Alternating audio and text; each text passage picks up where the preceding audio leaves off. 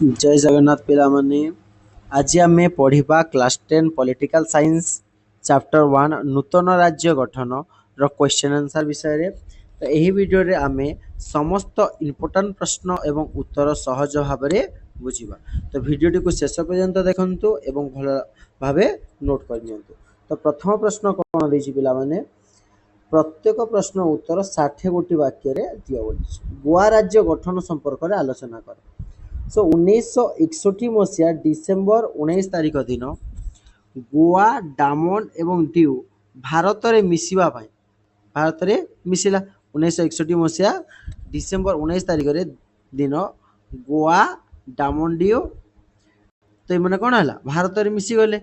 यह पूर्वर दीर्घ 450 वर्ष धरी यही अंचल पोर्तुगीज मानकर अधीन रे थिला।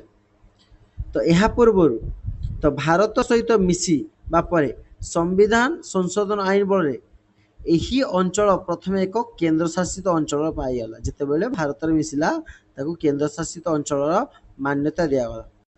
एवं 1957 जिते है गोवा राज्य पुनर्गठन आईन बल 1987 मसीहा मे मास 30 तारिख रे एक राज्य मान्यता दिया गोवा राज्य। क श्रेणी राज्य गुड़िक कौन कौन थिला? क श्रेणी राज्य गुड़िक थिला जे नूतन संविधान प्रथम परिशिष्ट रे सूचित तालिका अनुसार 9 कोटी राज्य को श्रेणीभुक्त करा जायतिला एवं सही सब राज्य शासन मुख्य भाव में राष्ट्रपति तांको द्वारा नियुक्ति होतिले एवं जड़े जड़े राज्यपाल सेठारे रहुतिले।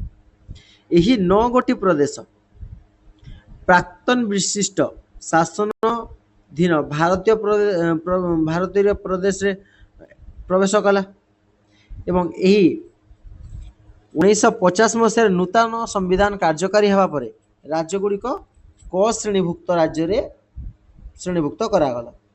सही क श्रेणी राज्य गुड़िक है आसाम, बिहार, बॉम्बे, मध्य प्रदेश, मद्रास, ओडिशा एवं पंजाब ओ यही सबू पश्चिम ये सब राज्य गुड़िक होगा संविधान कार्यकारी होता राज्य गुड़िक।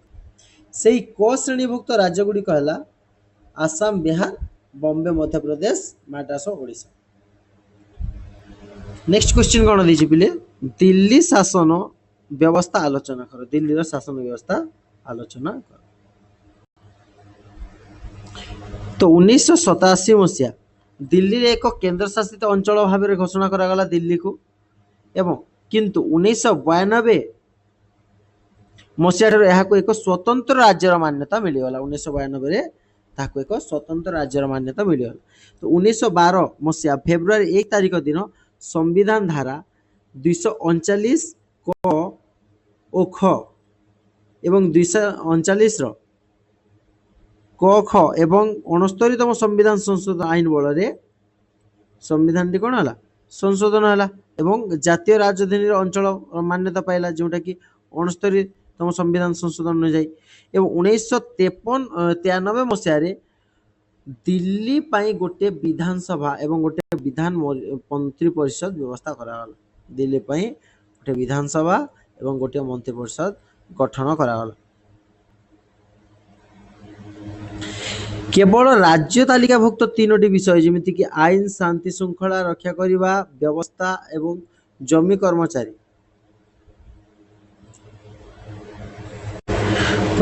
तो पुलिस और जमी जमा विषय व्यतीत अन्य समस्त विषय आईन प्रणयन क्षमता दिल्ली विधानसभा रहा किंतु यही कार्य गुड़िक दिल्ली विधानसभा करें।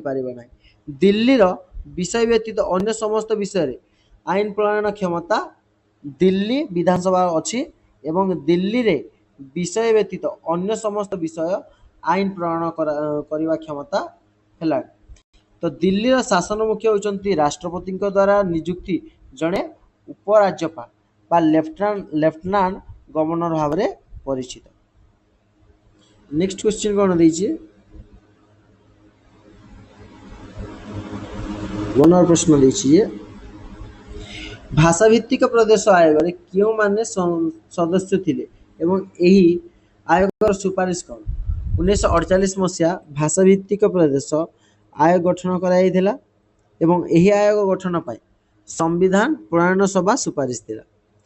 ତେଣୁ ପଣ୍ଡିତ ଜବାହରଲାଲ ନେହେରୁ, ସର୍ଦ୍ଦାର ବଲ୍ଲଭ ଭାଇ ପଟେଲ, ପଟ୍ଟାଭି ସୀତାରାମା ଏମାନେ 3 ଜଣ ସଦସ୍ୟ ରହିଲେ ଏବଂ ଏହି ଆୟୋଗର ଭାଷାଭିତ୍ତିକ ରାଜ୍ୟ ଗଠନର ବିରୋଧୀ ଥିଲେ ଏବଂ ସମସ୍ତ ମାତ୍ର ଆନ୍ଧ୍ରପ୍ରଦେଶ ଗଠନ ଦିଗରେ ଆୟୋଗର ମତ ସ୍ୱତନ୍ତ୍ର କଲେ। ସବୁ ରାଜ୍ୟଗୁଡ଼ିକ ମିଶିକି କ'ଣ ଏହି ଆୟୋଗର ସୃଷ୍ଟି କରିଥିଲେ। 2 ନମ୍ବର ପ୍ରଶ୍ନ କ'ଣ ଦେଇଛି, ପଣ୍ଡିଚେରୀ ଏବଂ ପୁଦୁଚେରୀର ସାମ୍ବିଧାନିକ ବ୍ୟବସ୍ଥା। ପଣ୍ଡିଚେରୀ ଏବଂ ପୁଦୁଚେରୀର ସାମ୍ବିଧାନିକ ବ୍ୟବସ୍ଥା କ'ଣ? 1962 ମସିହାରେ ଚତୁର୍ଦ୍ଦଶ ସମ୍ବିଧାନ ସଂଶୋଧନ ଆଇନ ଅନୁସାରେ ପଣ୍ଡିଚେରୀ କେନ୍ଦ୍ରଶାସିତ ଅଞ୍ଚଳର ମାନ୍ୟତା ପାଇଥିଲା ଏବଂ 1974 ମସିହାରେ ଏଠାରେ ଏକ ବିଧାନ ମନ୍ତ୍ରୀ ପରିଷଦ ବ୍ୟବସ୍ଥା କରାଯାଇଥିଲା ଏବଂ ଏହାର ଶାସନ ମୁଖ୍ୟ ହେଉଛନ୍ତି ଉପରାଷ୍ଟ୍ରପତି ଦ୍ୱାରା ନିଯୁକ୍ତି ଜଣେ ଉପରାଜ୍ୟପାଳ। ଖ ଶ୍ରେଣୀରେ ରାଜ୍ୟମାନଙ୍କୁ ମୁଖ୍ୟତଃ କ'ଣ କୁହାଯାଇଛି? ଖ ଶ୍ରେଣୀରେ 5ଗୋଟି ରାଜ୍ୟ ଥିଲା। ସେଗୁଡ଼ିକ ହେଲା ଭୁକ୍ତ ରାଜ୍ୟମାନଙ୍କର ଶାସନକୁ ରାଜ୍ୟ ପ୍ରମୁଖ କୁହାଯାଉଥିଲା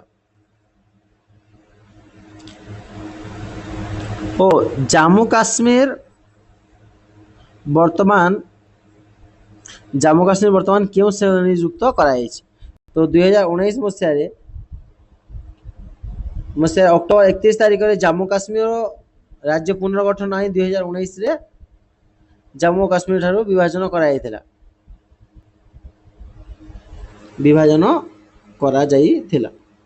ଏବଂ ଏହି ଜାମ୍ମୁ କାଶ୍ମୀର ଏକ ଲଦାଖ ନାମକ 2ଟି କେନ୍ଦ୍ରଶାସିତ ଅଞ୍ଚଳ ଭାବରେ ଗଠନ ହେଲା ଓ ଫଳରେ ଆମ ଦେଶର କେନ୍ଦ୍ରୀୟ ଶାସିତ ଅଞ୍ଚଳ ସଂଖ୍ୟା 7ରୁ 9କୁ ବୃଦ୍ଧି ପାଇଲା।